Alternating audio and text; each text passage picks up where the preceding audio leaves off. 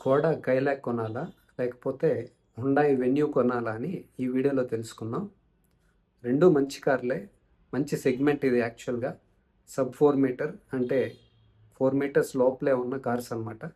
చూడ్డానికి కూడా చాలా బాగుంటాయి. మంచిగా గ్రౌండ్ క్లియరెన్స్ కూడా ఉంటాయి. అట్ ద సేమ్ టైం ఎక్కువ నంబర్స్‌లో సేల్ అవుతున్న కార్స్ అనమాట ఇవి సెగ్మెంట్. సబ్ 4 మీటర్ ఎస్యూవీలు అంటారు వీటిని. యాక్చువల్‌గా ఎస్యూవీలు కాదు ఇవి, కానీ పేరు అలా వాడుతున్నారనమాట. ఎందుకంటే బాడీ డిజైన్ అలా ఉంది కదా, బాక్సీ డిజైన్, 2 బాక్స్ డిజైన్ అంటాం కదా, కాబట్టి దానికి ఆ పేరు పెట్టారు.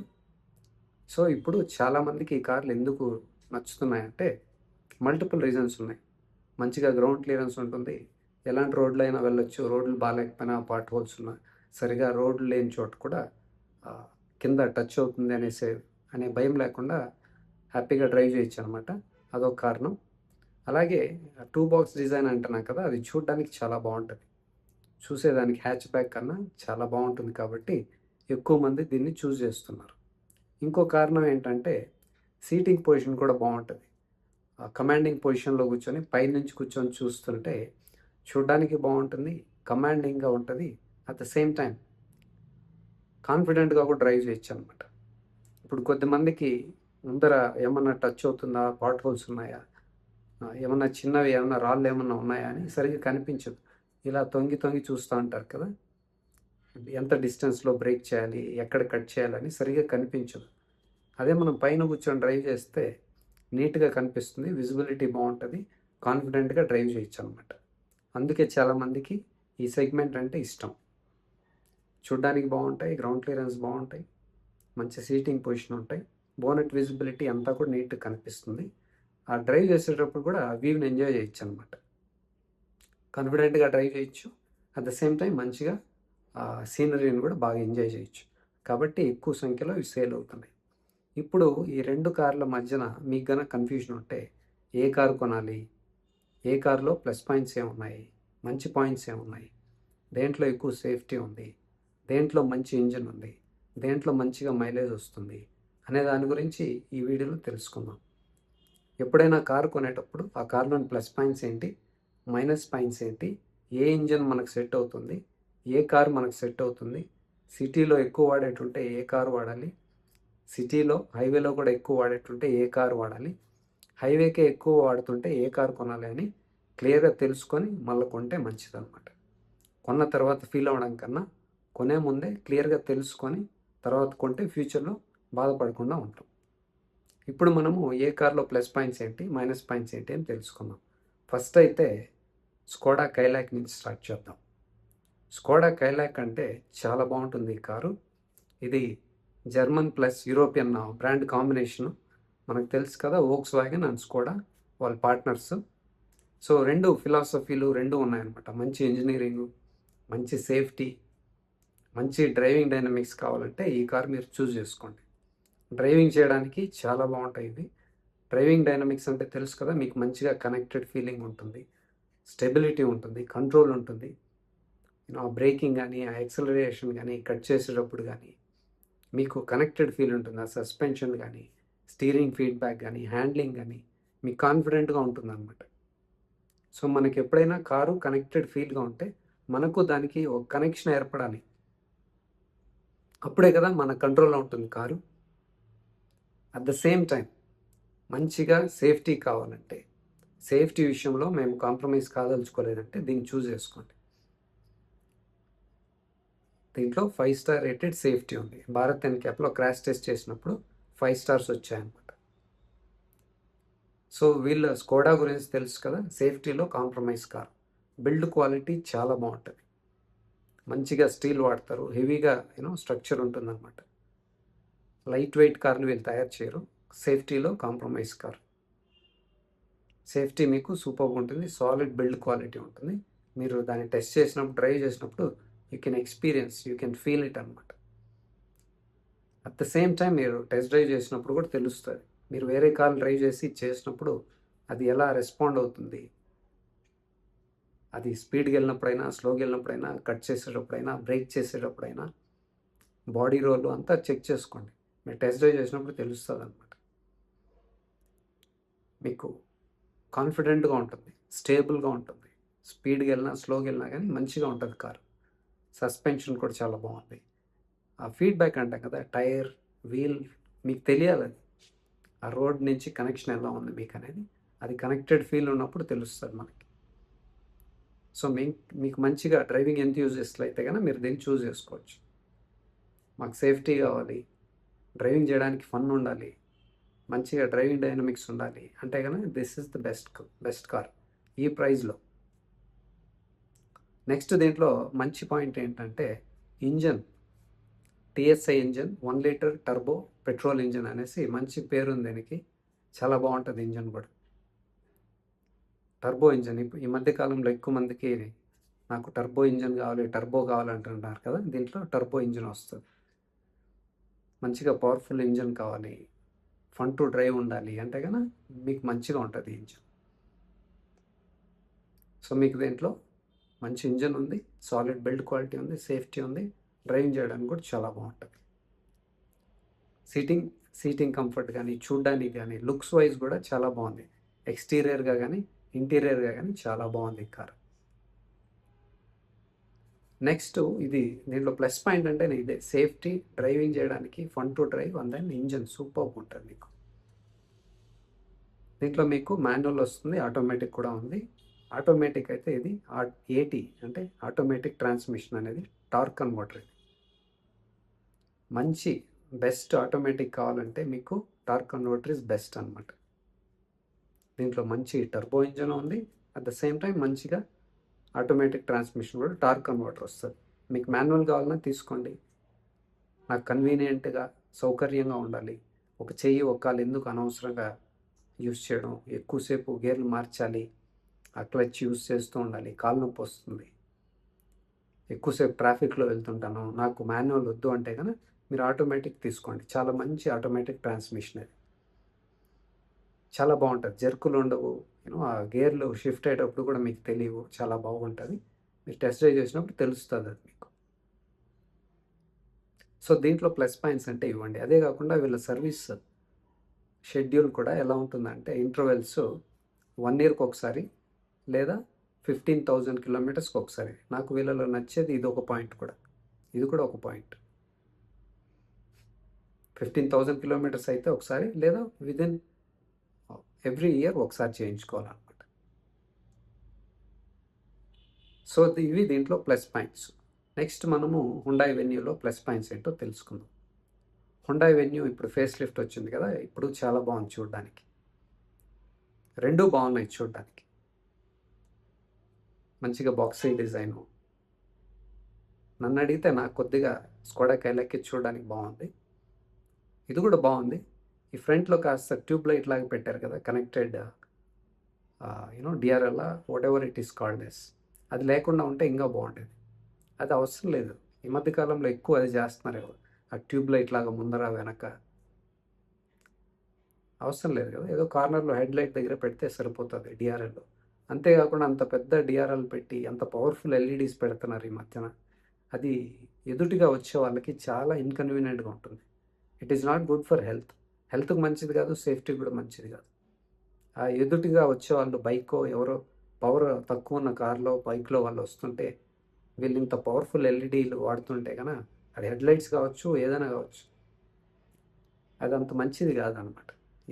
ఇది కూడా గవర్నమెంట్ ఇంటర్వ్యూన్ అయ్యి చెప్పాల్సి వస్తుందేమో, లేకపోతే ఈ మ్యానుఫ్యాక్చరర్స్ అన్నిటికీ ఎల్ఈడీలే ఇస్తున్నారు.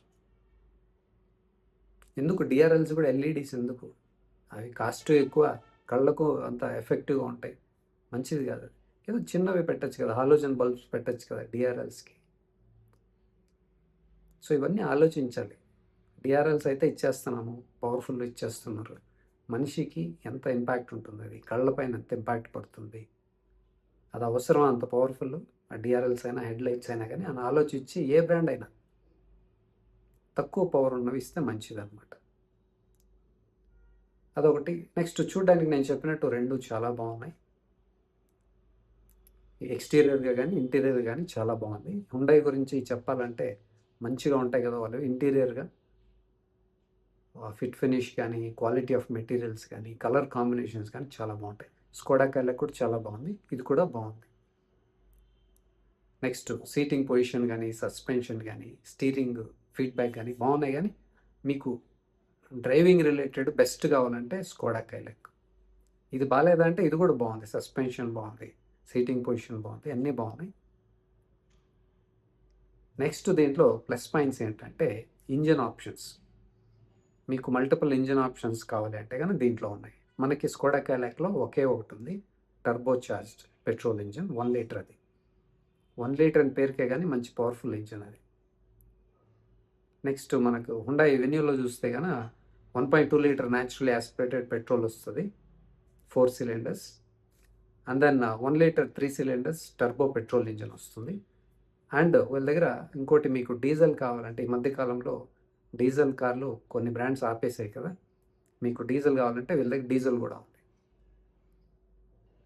సో మీకు న్యాచురల్లీ యాస్పిరేటెడ్ దొరుకుతుంది, టర్బో పెట్రోల్ దొరుకుతుంది, at the same time diesel కూడా దొరుకుతుంది మీకు. సో మీకు అన్నింటిలో మాన్యువల్, పెట్రోల్ ఉంది. ఒకటి గుర్తుపెట్టుకోండి, న్యాచురల్లీ యాస్పిరేటెడ్ ఇంజన్ కావాలంటే మీకు ఓన్లీ మాన్యువల్ ఉంది, దెర్ ఇస్ నో ఆటోమేటిక్. వెన్యూలో న్యాచురల్లీ యాస్పిరేటెడ్ ఇంజన్ కావాలంటే ఓన్లీ మాన్యువల్ దొరుకుతుంది మీకు. సో ఇది దీంట్లో ఇంజన్ రిలేటెడ్ అనమాట ప్లస్ పాయింట్స్. సో మీకు కన్నా మంచి సేఫ్టీ, డ్రైవింగ్ చేయడానికి చాలా బాగుండాలి, సేఫ్టీ ఉండాలి. సేఫ్టీ మా టాప్ ప్రయారిటీ. డ్రైవింగ్ ఎంథ్యూజిస్ట్లకి కైలాక్. ఈ పక్క చూడ్డానికి బాగుండాలి, ఆఫ్టర్ సేల్ సర్వీస్ తక్కువ ఖర్చు ఉండాలి, స్పేర్ పార్ట్స్ కాస్ట్ తక్కువ ఉండాలి, మల్టిపుల్ ఇంజిన్ ఆప్షన్స్ కావాలి అంటే కనుక మీరు దీన్ని చూస్ చేసుకోండి, హుండాయ్ వెన్యూని. హుండాయ్ వెన్యూ అయితే సిటీకి బాగుంటుంది.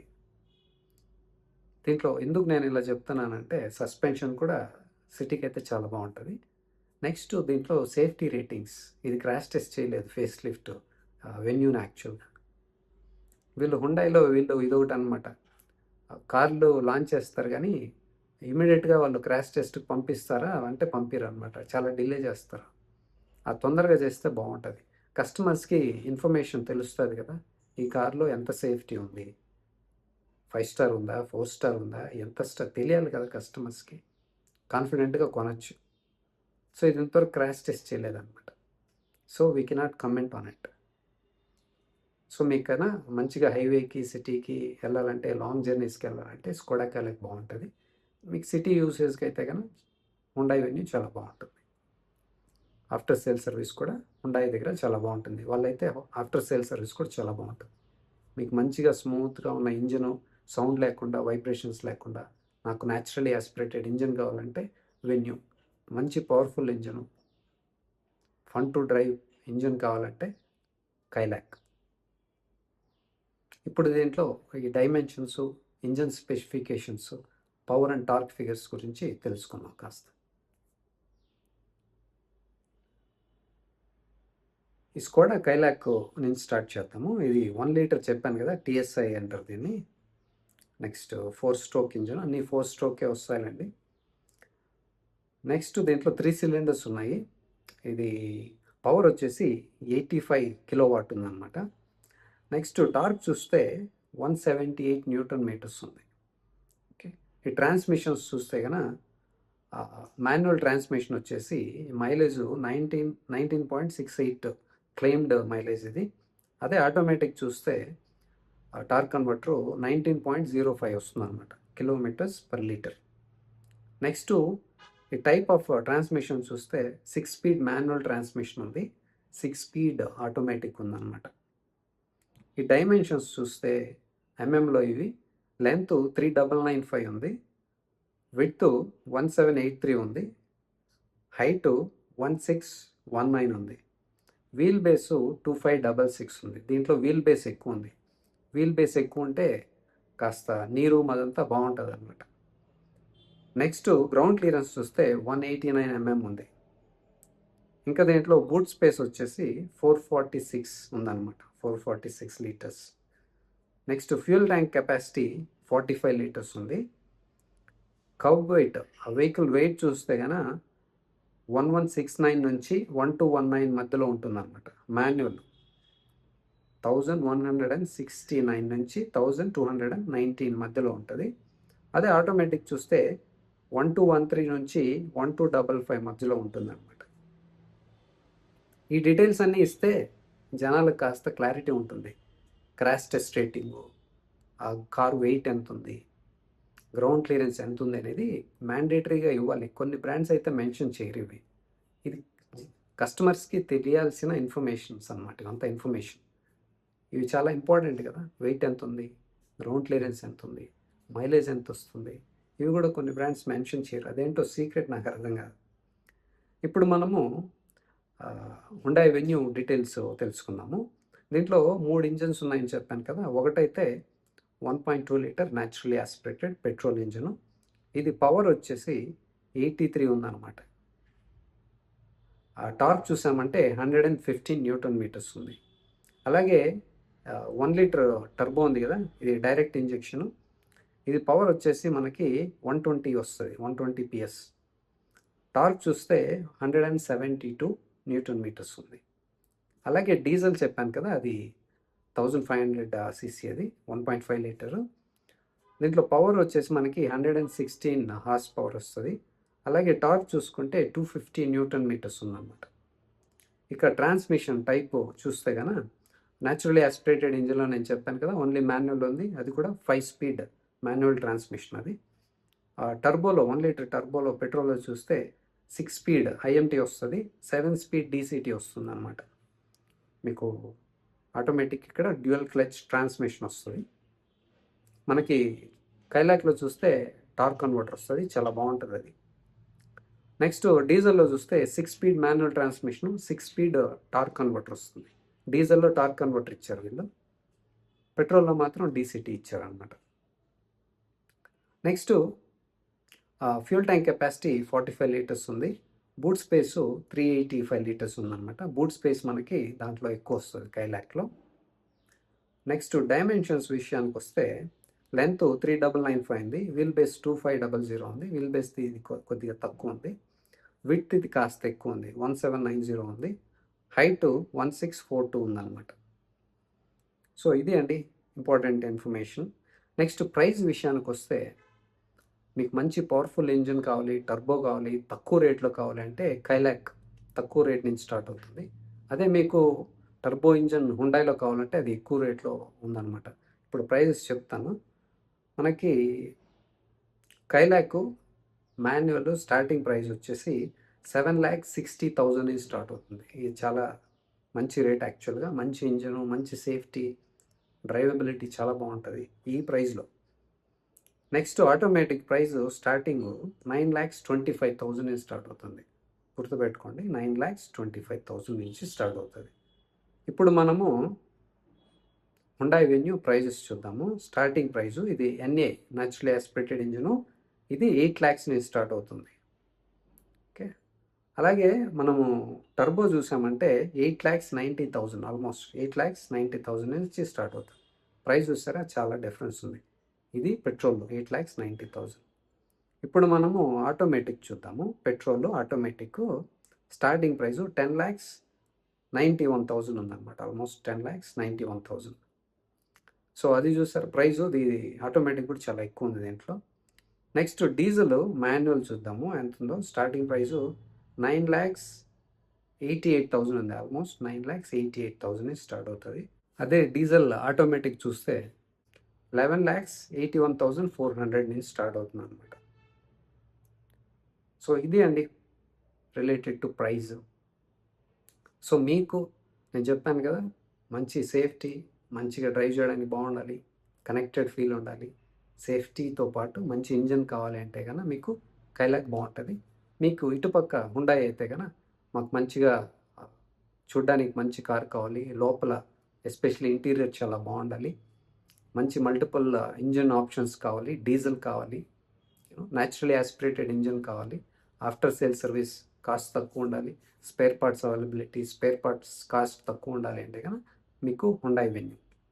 మీరు దేనికి ఏ కార్ తీసుకోవాలనుకున్నా కానీ back to back multiple times test drive చేయండి. That is the most important thing. మీరు న్యాచురలీ ఆస్పిరేటెడ్ నుంచి ఫస్ట్ టైం టర్బోకి వస్తున్నా, లేకపోతే టర్బో నుంచి న్యాచురలీ ఆస్పిరేటెడ్ ఇంజిన్కి వెళ్ళాలన్నా కానీ కాస్త డిఫరెన్స్ ఉంటుంది. అది మీరు back to back multiple times test drive చేసినప్పుడు మీకు అర్థమవుతుంది. ఆ కారు ఆ పవరు ఎలా వస్తుంది? లీనియర్‌గా ఉందా? జెర్క్స్ ఉన్నాయా? మీకు సెట్ అవుతుందా లేదా? మాన్యువల్ సెట్ అవుతుందా? ఆటోమేటిక్ సెట్ అవుతుందా? అని టెస్ట్ డ్రైవ్ చేసినప్పుడు మాత్రం మీకు అర్థమవుతుంది. తర్వాతే మీరు ఫైనల్ డెసిషన్ తీసుకోండి.